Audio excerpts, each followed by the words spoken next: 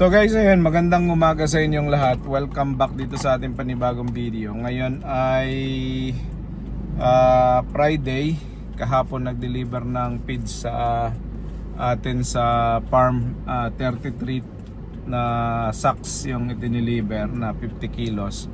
So ang kabuuang bayad nun ay 48,510. So ang feeds na ginagamit natin guys, para sa mga nagtatanong, meron tayong Emmanuel na feeds, no? So yun yung ating gamit na feeds, at ang halaga nun ay 1,410 ang isang sako. So 33 trays at 33 sacks, ang kabuuan nun ay 48,510. So eto ang pera natin. 1, 2, 3, 4, 5, 6, 7, 8, 9, 10, 11, 12, 13, 14, 15, 16, 17, 18, 19, 20, 21, 22, 23, 24, 25, 26, 7, 28, 29, 30, 31, 32, 33, 34, 35, 36, 37, 38, 39, 40. So 40, may utang, magkakaroon pa tayo ng balance na 8,510. I-gcash ko na lang yon. So ito yung ating pera. Madami tayong pera guys.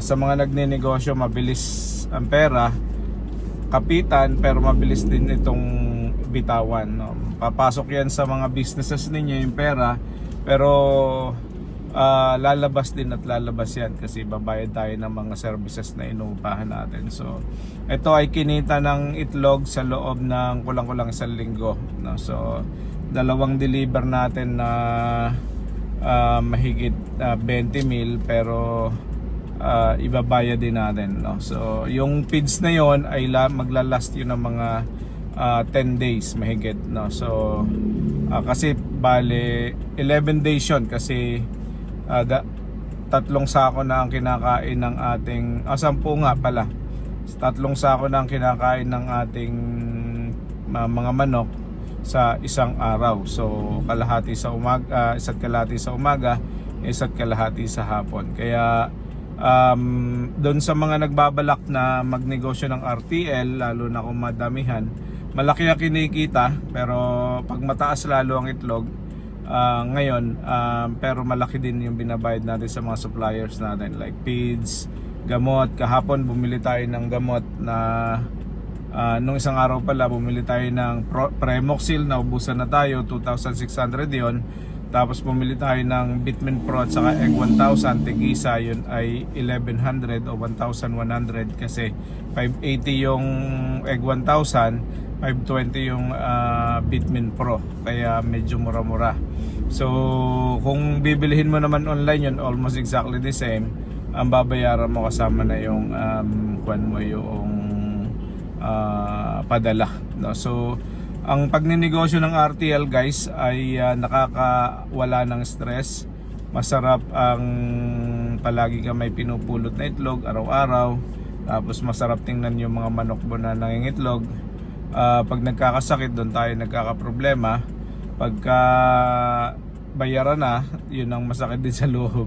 Kasi itong pera na hawak natin, dadaan lang talaga ito sa kamay. Binayad sa atin, ibabayad din natin. So ganon din lang naman ang negosyo ng mga supplier ng feeds. Bibigay natin sa kanila, meron silang konting tubo, aalisin yung tubo, ibabayad din nila sa kanilang supplier ng, doon sa kinukuhanan ng feeds. Dito naman sa feeds na nagsusupply sa atin, wala tayong masyadong reklamo, kasi anytime na wala tayong feeds, hahanapan niya talaga tayo ng pagkukuhanan ng feeds, no? So kaya yon guys, sa mga RTL racers na katulad ko, happy farming na lang, and God bless. See you all later. Luto-luto muna tayo ng galunggong, pritong galunggong para sa tanghalian ng mga tao natin. So yan guys, prito tayo ng galunggong at ito ipapakain natin sa ating mga tao. Ayan, papakain natin sa ating mga tao. Tapos masarap ito dahil maliliit, malulutong. Pagka ganitong mga galunggong, ito mga paborito ko. Ayan, so masarap yan. Ayan guys, malapit na tayo at matatapos na binababa na yung ating mga kawayan na pinutol dito sa ating sa mga kuya.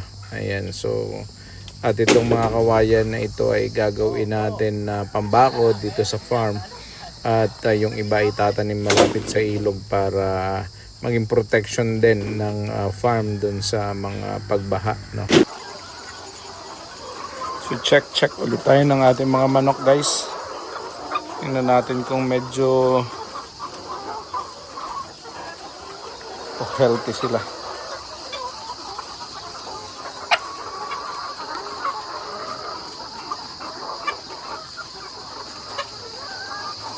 So tuwing hapon pagka nandito ako, chine-check ko talaga yung mga manok.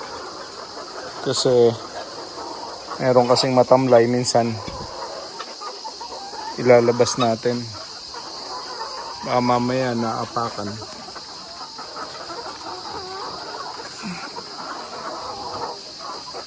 O kaya may sipon. Ayan, ating chine-check. Para sigurado tayo na okay.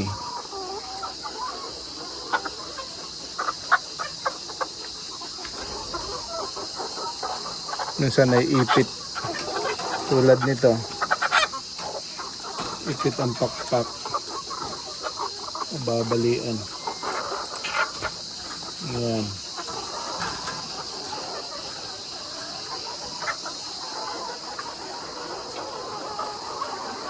Ganda yun natin chinek.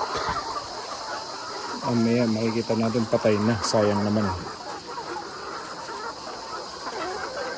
Kasama sa pakyaw ang mamatayan pero mas maganda na namatay dahil hindi natin alam ang dahilan minsan.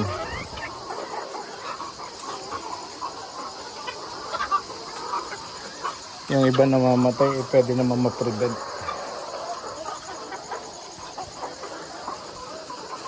So kung mapiprevent natin mas maganda.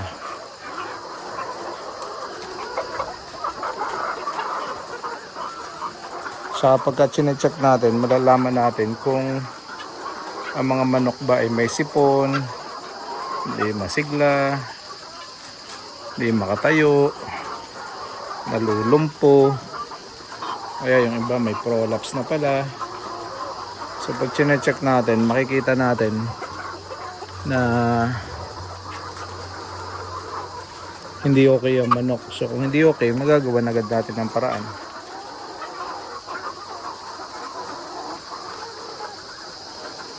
So far everyone is okay naman. So ito yung mga bago natin mga manok guys. Ito ay dumating nung March 25. Sa sobrang init ng panahon, meron na tayong mortality dito na 10 peraso. So wala tayong magawa dyan. Kasama sa pakyaw.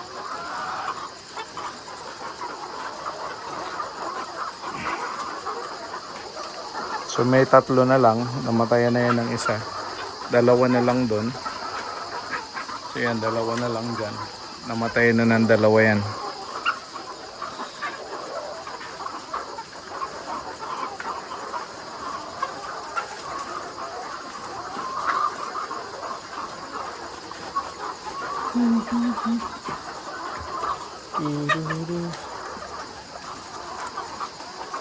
Ito yung mga luma natin mga manok na iba.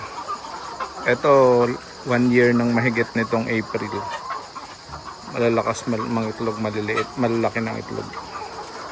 And dun sa kabila. Ayan.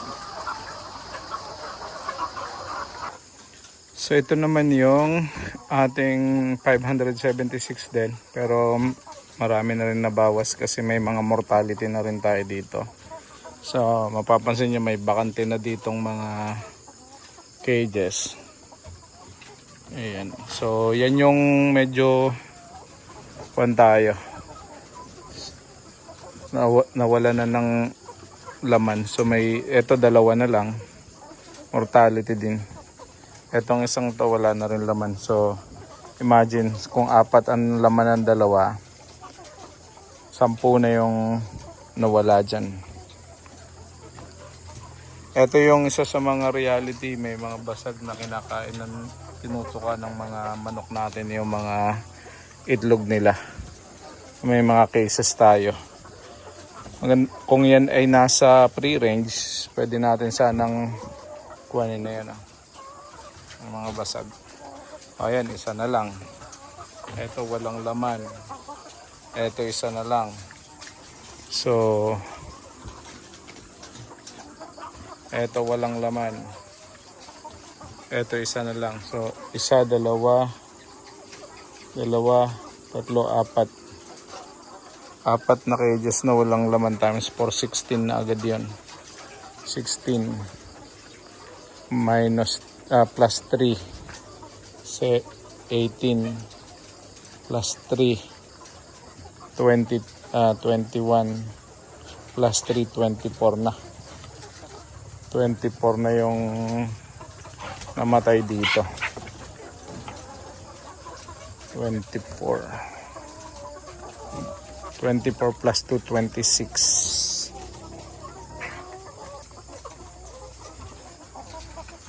26 plus 2 doon 28 plus 1 29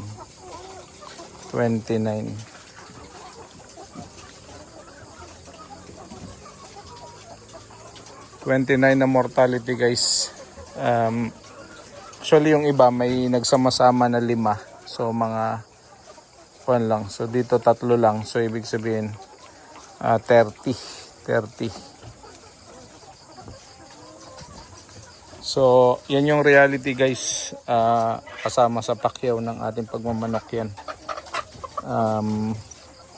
Mamamatayan tayo paminsan-minsan. Pag mainit kasi ang panahon, hirap ang ating mga manok. Saka yung iba talagang hindi kaya ang init. So yan, ito ay 30. Sa 576, di 546 na lang yan. Yan, so guys.